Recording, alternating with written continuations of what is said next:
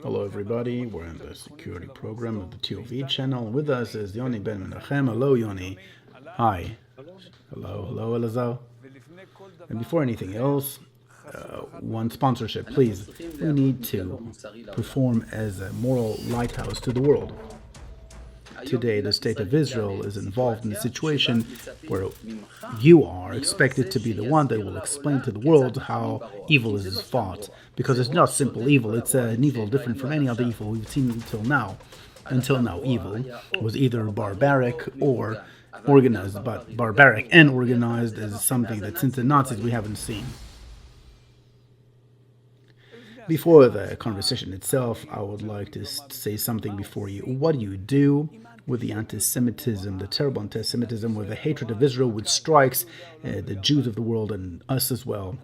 Here in our channel, we decided to do a deed. We decided to put every clear and coherent Jew in order to bring the consciousness of what we do here in the channels to the Jews of the world and to the Gentiles which are interested in us. It's an expensive project, and we need you, our audience, that believes in us in order to spread the content and the word. Under the player, there's a link with all the information about the entrepreneurship. Please press the link and you can be partners through a donation. We're asking for your donation and your open heart. Thank you. And now to you, Yoni Ben Menachem. Yoni Ben Menachem, ex-CEO of the Broadcast Authority and ex-head of the Arab Desk, I believe that's how it was called once, at the Broadcast Authority, and so on and so forth. Today you're a researcher and an Eastern researcher, a man of many exploits, and something that has to be told in your biography that you were my manager and boss. It's also very important. Now let's embark on our way, our interpreter to the Middle Eastern affairs. Listen, the Nasrallah speech, I want to tell you of a picture. I'm sitting on Friday with a group of people, everybody telling me, wait a minute, in a minute is Nasrallah's speech. And I tell them, gentlemen, I don't understand. Here I'm sitting at home and I'm waiting for the Nasrallah speech. I'm not waiting for him or anything. Amongst other things, I said it would be a nothing burger. He's just looking for a way to get out of this business. And I was right. And now your judgment of the occasion of his wonderful speech. Look, the bottom line of the speech is that all the options are open. But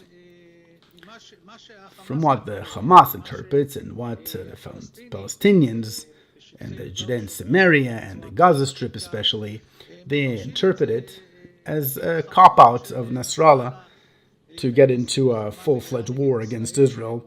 They see that as a betrayal, and they accuse him of taking only the interest of the Shiites,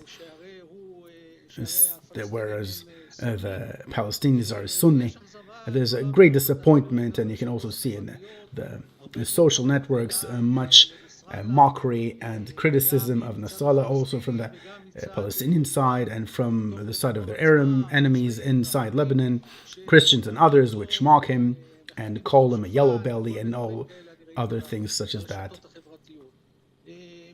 As far as Israel is concerned, after the big war that we had, after the big surprise we had to the Israeli intelligence on the 7th October, I suggest that we not get into a situation of complacency,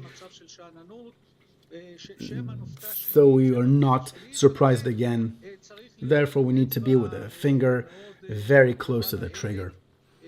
I think that the IDF, and that has to be said in his praise of the Chief of Staff Herzi Halevi, functions very well militarily on the northern border, and he returns the Hezbollah double their dose with handing them 70 killed combatants, and Nasrallah cannot avoid that.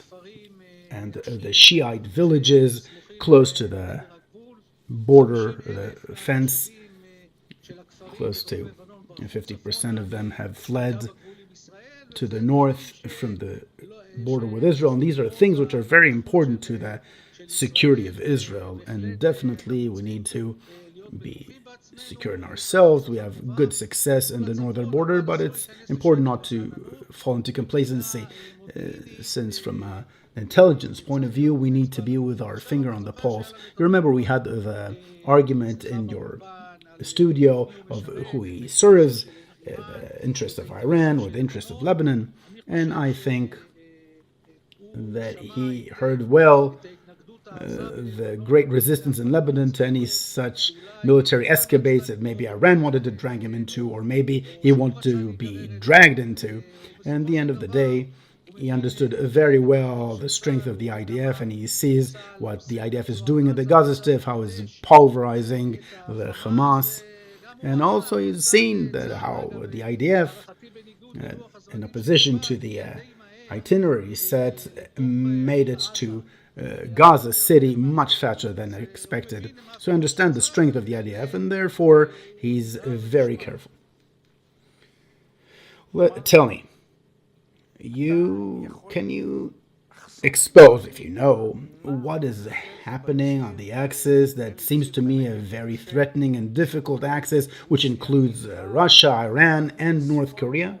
What's happening then at that intersection? Why North Korea, which I know for a long time, which is a part of the evil axis, but all of a sudden they're going to meet them? What do they want of them? Look, there's a Russian attempt here to consolidate a counter-axis to the axis of the United States, is trying to erect.